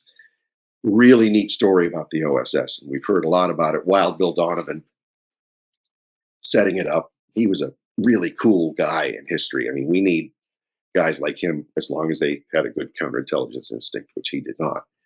So Donovan set up the OSS with the single-minded objective of defeating the Nazis and the Imperial Japanese and Mussolini. He never thought about what's the end state going to be after the war. Nobody almost in the United States was thinking, what do we want the world to look like after we win the war? Stalin had decided by 1943, I want to spread communism to Europe and the Americas and have communism rule the world. We didn't have that kind of view, so we just looked at Stalin as a wartime ally to fight Hitler. So when Donovan is recruiting into the OSS, he is bringing in Americans or foreign nationals who had been born, Americans who've been born abroad or foreign nationals, bringing them into the OSS as analysts and linguists and all the things that we lacked, but he wasn't screening them to make sure they were not agents of Stalin. He said he was, but in fact he wasn't. And the Venona transcripts proved this. Hoover was aware of much of what was happening. Congress was aware of much of what was happening. But Donovan actually lied about it. That allowed the Soviets to have a wholesale penetration of the new U.S. intelligence community. And it became so contaminated that by the end of World War II, OSS was disbanded and we had no intelligence community at all. But it got us to the point where among intelligence professionals, there were no enemies on the left. This is a gross overgeneralization, but I mean, where you get this intelligence community sentiment that there are no enemies on the left, even with an intelligence service that was set up to battle the Cold War. That's so bizarre. That's so hard.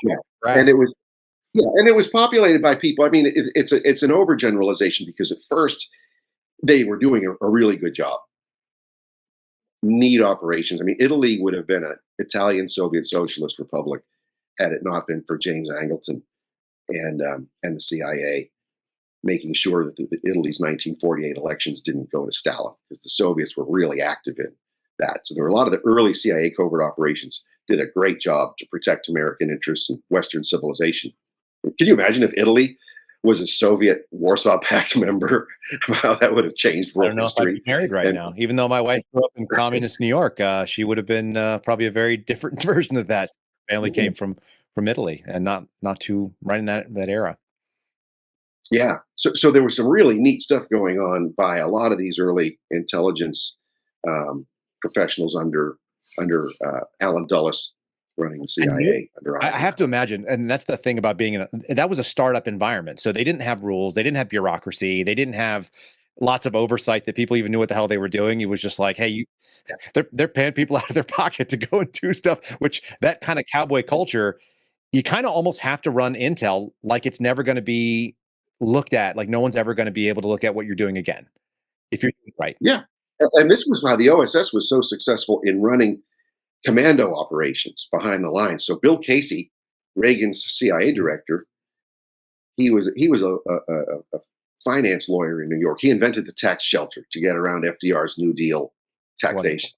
Wonderful. And so he was recruited into the Navy and then into the OSS, and he had this crazy idea of when Eisenhower, runs D-Day to invade Normandy, how are we going to get the Allied troops from the coast of France to Berlin? So he said, let's parachute in behind Nazi lines and get native-born Germans behind Nazi lines to run operations to make it easier for our forces to get through. And it was a crazy idea. Everybody thought it was nuts. OSS Chief Donovan loved it. The British said it'll never work, but let's try it anyway. Casey ran that whole operation. So this was just guys who pretty much didn't know what they were doing, or they didn't know, they had not been conditioned to think in a defeatist way that it couldn't be done. Yeah, which Bill Colby was a guy like this. He became CIA director. the thing is, like that sort of mentality, which still exists in unconventional warfare, still exists in the special operations thing. We used to call it operating in the gray. We talk about people. It's like, it's not right, it's not wrong. If it works, it's still good. That's very operational morality type stuff. It's a terrible way to run a society, it turns out. And those people cannot be everywhere, because if everybody's operationally moral, then everything decays. But having some gray operators in the world that are ready to go out there and just solve problems, whatever the cost is, it may end up being the only tool that you can use in some of these very, especially if nobody's looking to the end state, as you just mentioned. It just reminds me that we're not looking at end states when we did a lot of our policy with China either. The U.S. is really good. In fact, the CIA historically is pretty good at what are we trying to accomplish right now, but they push into something and something else pops out, and we end up with either, some other regime we're going to fight in 10 years. That's the entire story of the American intelligence services is, we're going to solve this problem right now, and we have no idea what it's going to lead to, and nobody is trying to aim it out. But they do a great job for the duty that they have right in front of them. Like right after 9/11, it was a really similar thing where we didn't have, FBI was in no shape to deal with it. And there was a debate in Washington, should the 9/11 attacks be considered a law enforcement issue and not a military type attack? So should we just have an investigation that arrests terrorists around the world rather than go off and do what we ended up doing? So that was a great idea. But then what happened? This supercharged FBI, and what's his name, the director then, Mueller, he'd only been on the job for a week. Right, which people don't realize. And Bush turns to him and says, why weren't you guys on top of this? And he said, well, it wasn't, I really don't know. I said, I want to make sure this never happens to another American again. It's your responsibility. So that was Mueller's marching order. So he then, what did he do? He did a great job of what the president wanted him to do, was to create this monstrous FBI and everything that came out of it. And he was the second longest serving director after Hoover. Sure. But then you had the Department of Homeland Security come out of this. You had the Office of the Director of National Intelligence come out of this. So what Bush did was centralized everything to prevent the stovepiping of intelligence. But in centralizing everything, he made it so that a few people at the top could manipulate it. So when Obama takes office, he likes what he sees with Mueller and his FBI and asks Congress to extend Mueller's term beyond the 10-year mandatory limit.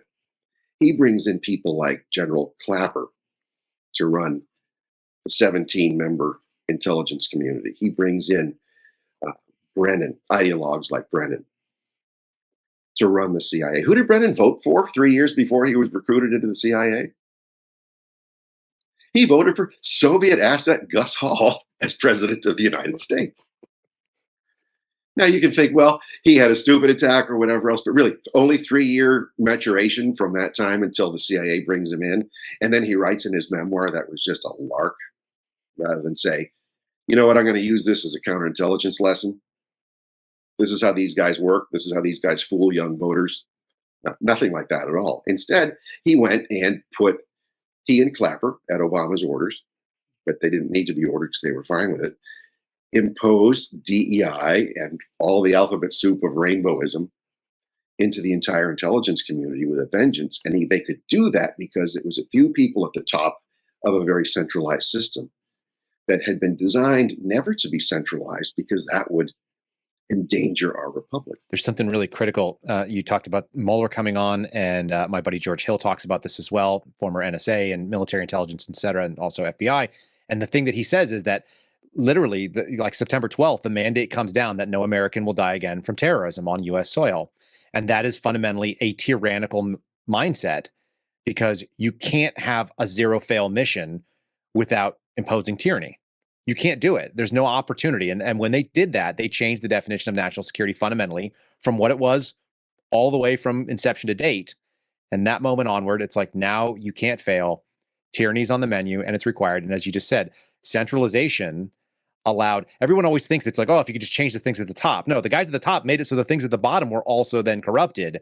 And this is the problem that I think most people have a hard time getting their head around. How do you fix it when the top is corrupted? Everyone's sort of okay with the idea that senior management in various different agencies are problematic, but they've changed the culture and they've had 20 years to do it. And so now we're not dealing with a problem at the top. We're dealing with agencies that are a problem. I think that's my position. I assume that's the same thing that we're kind of coming to with what you're saying.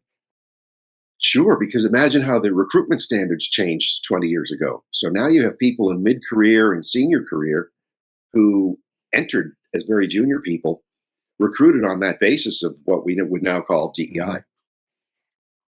Yeah, 100%. And the CIA had a very, very lame, like the FBI, had very poor tech capabilities back then. And so they were hiring techies, right? Well, these techies are Lovely. San Francisco type techies brought in to the CIA. Well, it was neat to have a broad spectrum of the public buy in on fighting terrorism, but then that changes the whole culture of the whole agency. And it wasn't just being imposed from the top. They couldn't impose things from the top, say the Clappers and the Brennans of the world, if they didn't have organized cadres at the lower levels. And these operate like old Communist Party cell groups. So these are autonomous but horizontally linked employee research or employee resource groups, ERGs, or in the CIA they're called agency resource groups, ARGs. So this is whatever my identity of the month is, or however I view myself as, I'm going to identify with other people like me. So like you asked me what my family background was, and I said, way back in the 1600s, there was some Indians someplace. But if all of a sudden I start running around saying I'm an Algonquin, that's just stupidity and pretty much an untruth, even though there's this much truth there to it. But I start demanding my rights as a Native American Indian, and I start going around wearing feathers and a loincloth or something, which would terrify anybody in any workplace. I'm for it, the record, but okay.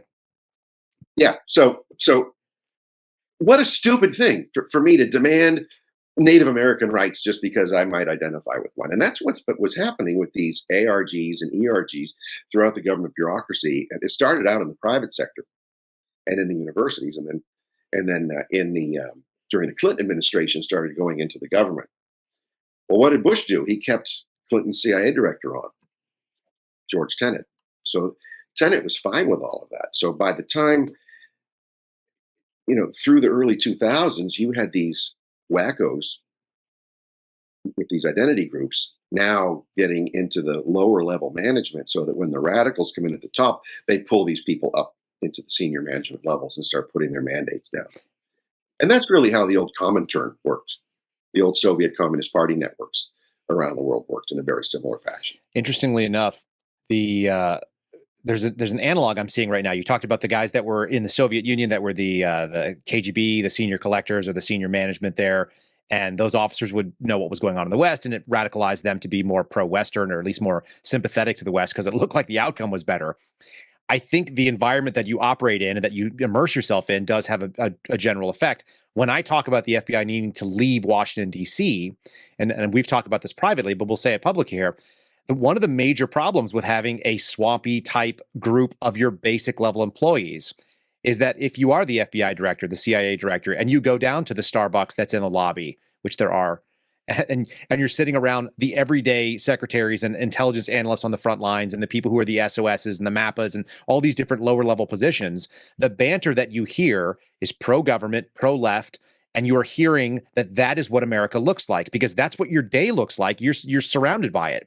And so whether you may have, libertarian leanings or lowercase c conservative type feelings, that's not what you're surrounded by. And it radicalizes you because that's what you think is normal. And where you are is what you think is normal, which is why my argument has always been Kansas City, Omaha. I don't care where you put it somewhere in the middle of America.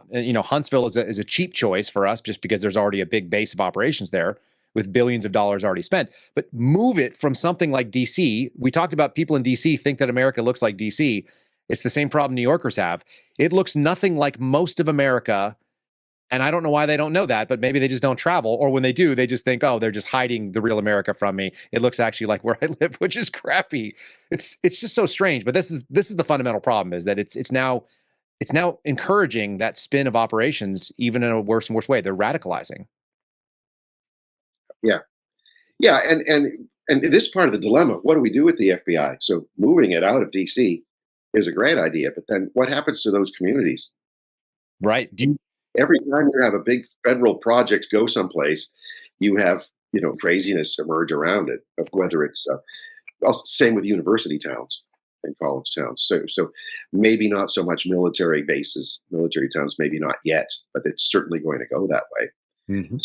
So yeah, you've got a great idea to move it out of town, and Huntsville is a good cheap choice. But what about the people of Alabama? I mean, Well, how's it going to change the and I'm culture? very sympathetic to that, because the last thing you want to do is go drop in. Like, the question is this: are 1,500 or 2,000 FBI employees going and plunking down in the middle of Huntsville, Alabama, going to change the culture of Alabama? Probably not. Will it change the culture of Huntsville? Possibly. A lot of money comes in with it, right? And those people are then now dependent on those jobs and so on. So you do move it. But the other question is, do we bring in enough local people from Huntsville? Because there's an awful lot of people that work in DC that are not going to leave DC. That's the only hope that I would hold on to. That your lower level staff, the janitor staff, the secretarial staff, the the basic level, what they call management and program analysts, which are not analysts at all. They're just low level kind of grunt employees. Are those people going to be able to shift the culture so that when you go down and have that coffee, it's not at a Starbucks, it's at a Dunkin' Donuts now, or it's at something that's a little bit more. Maybe there's a Waffle House outpost on the base, and maybe you go and have that, and that actually moves people back towards the center if it tacks it back. That's the only hope that I would have. I'm also down with the disband it all completely. You've failed in your mandate and you've tarnished your brand, and it doesn't seem like anybody's interested in doing that. Even though I think there's a strong argument for it at this point, especially if we're talking The about. brand is so powerful. It's kind of like Disney, where you know how rotten it is, but you have to watch it anyway and expose your kids to it. I suppose, but if your argument is, and I don't think you're wrong, that Hoover, had nowhere near the amount of corruption and capabilities that a Chris Wray does, how terrifying is that for most Americans to probably hear that for the first time? Yeah, yeah, yeah. It wasn't like Hoover blackmailed JFK to stay there. He was, by law, he was mandated to leave the FBI at age 62. The Kennedys wanted him to stay on because he was doing their work for him. He didn't need to blackmail them. Now, you could say that, well, there was a subtle blackmail, but that's not the point. Any FBI director can do that to any leader if there's something legitimate there. Hoover did have files on everybody. And even after he died, Judge Lawrence Silberman was tasked to go in and to find Hoover's files. And the FBI director, I think Kelly at the time, said, they're not here. He didn't realize that they were in the file cabinets lining the hallway to his office. They were just part of the landscape, and they were not in any database. So Hoover had a lot of really gross dirt on a lot of people, but he didn't use it, and he didn't weaponize it. Well, he did use it, but he used it not against the American population. It was to protect the Bureau a lot of times. It was to maintain what he wanted to be able to do for the mission set that he saw as a fundamental good. Yeah. And he saw himself as a real rightly or wrongly, he found himself as a protector of the country. Because if you go back and read he was a prolific writer and a prolific speaker. He would talk about preserving the Christian values of America. He would talk about Marxist infiltration of churches and communist infiltration of schools and how they're out to brainwash your kids. He was warning all of these, everything that you see now, Hoover started warning about as early as the 1920s. Yeah, predating FDR then. Yeah, and we let them all in. And now they've won. They're almost like it seems to me that they're like the dog that has caught the car and doesn't know what to do with the hubcap. It's like, it can smash the hubcap on the ground, but it can't eat the whole car. But at the same time, it doesn't want the car to keep driving. And we're just, there doesn't seem to be an end state that would be a victory. Maybe that's just a fundamentally American inability to look into the future, but there doesn't seem an end state victory. Like, what's a victory for the left look like other than, I guess, just dictatorship? Is that where it has to go, like you stated? Well, luckily leftists end up eating their own when they take power. So how do you there's not never see a that? victory for them. Yeah, how do you not see that? That seems like the most fundamental truth. It's like, okay, this agency, which used to go after people on the left and is now going after people on the right, it's still eating people on the left every day. It's going after Muslims and blacks in ways that they would consider weaponized. And I'm not real crazy about it right now either. They can't even see that because what? It's mostly doing our dirty work.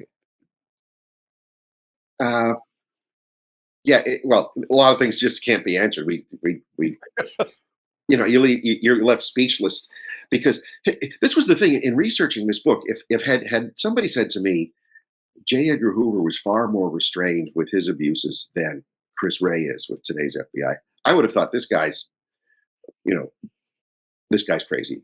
That's the hypothesis you'd assume that you were going to disprove by doing your research. No, it never occurred. It didn't even occur to me until I started doing the research. And I thought, well, why didn't Hoover smash these guys when he could?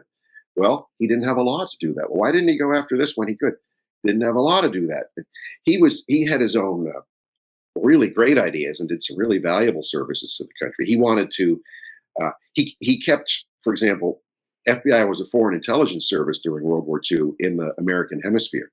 He fought for that. He wanted to make the FBI a global intelligence service for the U.S. So he lost that fight, but he succeeded in keeping at least the Americas under FBI purview. And in doing so, he probably changed history because the OSS person in charge of Latin America was a Soviet agent. Perfect. So he did a lot of really neat things. He just did it he got too long in the tooth. He was there too long, and he didn't have laws to govern this. So, like you said a while ago, in the 40s and 50s, you didn't question the FBI director. In the 50s, you didn't have oversight hearings about the CIA. Not until really Watergate. It was even as a kid, I talked to senators about hearings and they go, we really shouldn't be questioning things about the CIA because they should just be left to do what they're supposed to do to protect the country.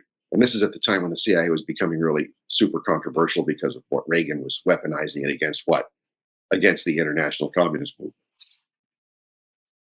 So if you have lawmakers think, we can't question these guys, then of course you're going to get impunity because that's pretty much been blessed by Congress for these agencies to act with impunity. President Johnson had a quote. He thought, Hoover's been around too long. It's time for him to go. But he's so handy at spying on opponents. So he said, no, I'm going to keep Edgar on the team. I'd rather have Edgar inside the tent pissing out than outside pissing in. Yes, I've heard this quote. I didn't realize it was Johnson, but yeah. And then Kennedy said, you can't fire God. Right. So this is how they looked at the Bureau, and it was kind of okay. It was accepted by Democrat and Republican presidents alike. You know what's interesting, though? Durham actually almost sort of co-signed on some of these ideas, stating essentially that the problem is not policy or law or procedures that the FBI has, is that it fundamentally needs to have good men and women that are enacting the mission of the FBI like it historically has. That's sort of the argument, and that's not happening. So he doesn't point to any particular failure or say, oh, if you had just done this training or if you'd done this. When you read the Durham report, his whole thing is like your culture is trash and people aren't doing what they were designed to do. And he doesn't really recommend a fix other than people need to go back to doing what they used to do. And I don't know how you do that either. No, because the FBI has no legal charter. There was an attempt in, I think, 1979, 1980 by conservatives to have a charter for the FBI. This was in the aftermath of the Church Committee hearings and the trashing of the whole intelligence community and the demoralization and so forth. And let's have a legal charter for the FBI so that it can be governed by some set of principles. And that was defeated. That never became law. There's no left and right boundary, and it's just doing whatever it wants to do. No guardrails up. It's never a good. Do you have a hypothesis for correction on this? Like you said, you didn't expect that you'd come up with the conclusion that you did when you started doing this research. Have you come up with a path that makes sense to you? Well, I think it's like with the old OSS that did great service for our country during World War II to defeat the Nazis and the fascists and the Imperial Japanese. It's time to start over. You need a new ethos. You need a new culture of just mainstream culture. It doesn't have to be liberal or conservative. It just has to be American. But here's the thing with the wokeness that's permeated it. Imagine wokeness and critical theory. It starts out with an end state that they want. Mm-hmm. So everything has to be manipulated to achieve that end state. Imagine rules of evidence being applied in that fashion by the FBI, where you collect evidence and then you present evidence and then you have investigative rules of procedure that are all governed by the end state that you wish. And of course, everybody wants to prosecute the guy they're investigating. I get that, or at least let the facts speak for themselves and let the evidence speak. But there are rules for this. But if you're basically inventing facts and distorting facts on purpose to achieve a political end state, then you've thrown out the whole idea of justice and law enforcement. And the same with an intelligence service. If you're tasking intelligence and then collecting intelligence and then analyzing intelligence to inform, by law, the president, but you're doing it to achieve your own personal end state, you're not serving the country. You become a danger. And if the whole culture is that way, look at the CIA recruitment videos that were put together under Trump. I saw. They were released under Biden, but they were put together under Trump, and you have this self-serving. Every sentence was in the first person. This what do you call it? Intersectional woman with an admitted mental disorder. Yes, she's neurodivergent or whatever the hell she was talking. Neurodivergent, and she can do whatever, and she's this and that, and she's so wonderful. And she's the poster child for the CIA. This is what we're trying to recruit people like that to be intelligence analysts and officers. It looks like narcissism to me. But if you had one person with that, okay, that's an issue that can be handled in human resources, which is a whole other can of worms. But it's a recruitment video. This is who we want. Yeah, they don't want people like you. Bring your self-centered, weird focus, what we would have just generally called non-scientifically weirdos when I was growing up. Bring the weirdos, not bring the Captain America types, not bring the selfless, self-serving, patriotic types. Like, just bring me the people that are so focused on their own weirdness, and we love you for it. Like, come here and be part of the CIA. That's what those videos say to me. It's not surprising that's who's. And also, what you're going to do is you're going to turn guys that are like me, that decided when I was 27 that if I die in service to their country, then that's an appropriate use of my life. And I think you got to be a certain type of person to do that. Many of our 17 and 18-year-olds have no concept of what they're signing up for. They do it anyway. God bless them. And we need that. Yeah. But there's also some older people that have looked in, guys that were in my recruitment class, 27, 25, 26, 27, that have a little bit of taste of life. And they still said, yeah, this is what I'm about. Like, I'm into this. You had a bunch of guys re-up after 9/11 because they believe in the concept of what America is. And you're going to take those people and you're going to say, wait, you want to have some black, lesbian, neurodivergent, ADD, weird things that she wants to celebrate about herself. That's not my values. I'm not going to go serve that. Like, yeah. Let all the weirdos go do that. And we're going to have an entire agency of weirdos with an awful lot of powers. Yeah. Kind of weird. If you have certain traits that you can't help, but if you're still the best person for the job, you're the best person for the job. I think we should have more autists in the intelligence community. Oh, for sure. They think so differently from everybody else, and they focus so well, and they're very fact-driven. Those are my favorite analysts, by the way. They're give me a total weirdo that's socially outrageously strange that nobody wants to talk to, but will answer questions in a blunt and honest way. Like, I'm 100% behind that person needs to be doing some thinking with me. Yeah. We need more of that kind of thing, but we can't hire somebody because they have that. We can't send them get sources or anything. Like, we need you doing the source work. You're the guy for that. You're personable and interesting, and walking into a place and accidentally saying the right thing. You need that. But the autist, 100%. Give me those people behind the screen. Yeah. Yeah, but if my son went through Army basic training, but he was only as good as the chubbiest girl in his unit. That's how basic training was at Fort Sill, 10 years ago.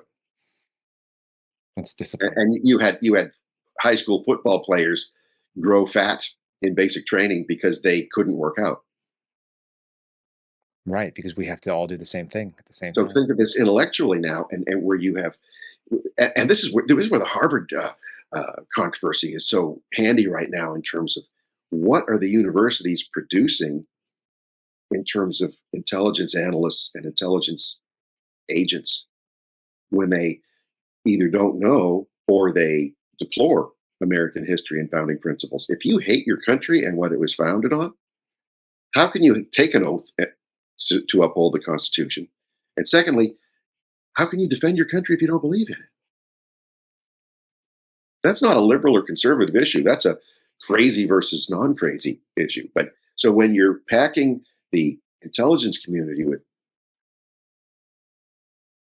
the finest of the finest from Harvard. I don't know if Harvard grads even go into the CIA anymore, but this is throughout academia. You've got the same problem. They don't understand their history.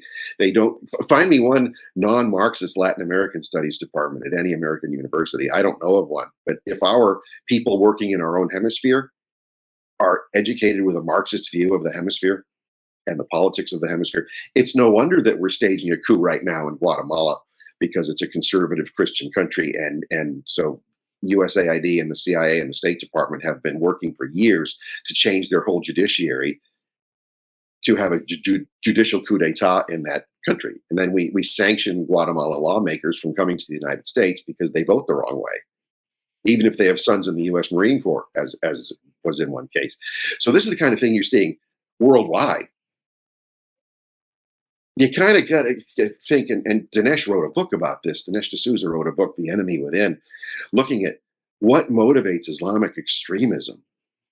And a lot of it is our own wokeness that we're exporting on everybody.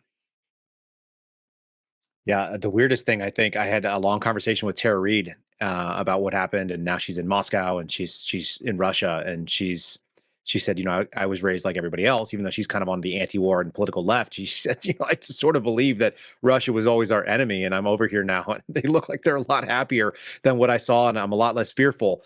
The idea that somebody in the United States who was not like an enemy of the state that the Americans would look at and go like, yeah, you're a problem. You sold secrets, whatever you did. You gave missile technology away. Somebody who just spoke out against the regime sought sanctuary in Moscow. That's untenable to me as someone who grew up in the 80s and 90s. It's unbelievable. And it's a complete reversal. And, you know, maybe it's a failure to grasp that the Cold War is over. And as you said, like some of those people there, they actually embraced it. When it ended, it was ended for them. Maybe they were like, okay, it's the next stage. It's a different stage now. Obviously, what's going on in Russia is not the same kind of animal, and some of the old cronies are there, but it's not the same enemy, even if we want to treat it that way. And the idea that people... Yeah, it's not communist. And I think this is where a lot of American leftists started hating Putin, was because Putin is not a communist. He's a Russian nationalist, and they're two very different things. Mm-hmm. He's still not a nice guy. He's still a tyrant. He assassinated two members of my editorial board, so I take it a little bit personally. He's got tens of thousands of nuclear warheads aimed at us. Right. And he's got a huge intelligence presence that continues to compromise our whole country. Now, he's like an old school Russian, like the old school Russian, more like a monarch than he is like the Communist Party is sort of. He's like the KGB men called themselves Chekisti or Chekists after the Cheka, which was the first Soviet intelligence agency. So it's the KGB traces its origins to the Cheka. He's a Chekist, and he's a proud Chekist, and we want to call him a fascist. He's not a fascist. He's not a Nazi. He's not a communist. He's a Chekist. If you understand the mentality, then you can understand Putin and you can work with him. But we have to remember, if it wasn't for, we depended on Putin to supply our forces in Afghanistan by land. We were shipping things in by sea to the port of Riga, Latvia, and then through the Russian river system, through the Russian railroad system, all the way to Central Asia and then down to Afghanistan. And so you can work with the guy. He's not going to attack us. He'll subvert us, but we never pushed back. Like when the Soviet Union collapsed, we were saying, let's have a stand down against all offensive Russian intelligence ops against the United States. Start over. There's no need for this kind of thing anymore. And the United States government under Bush Sr. was against it. Clinton was against it. So they were against opening up the KGB archives and pushing with the huge leverage we had to open up the KGB archives to expose all the KGB agents in our society.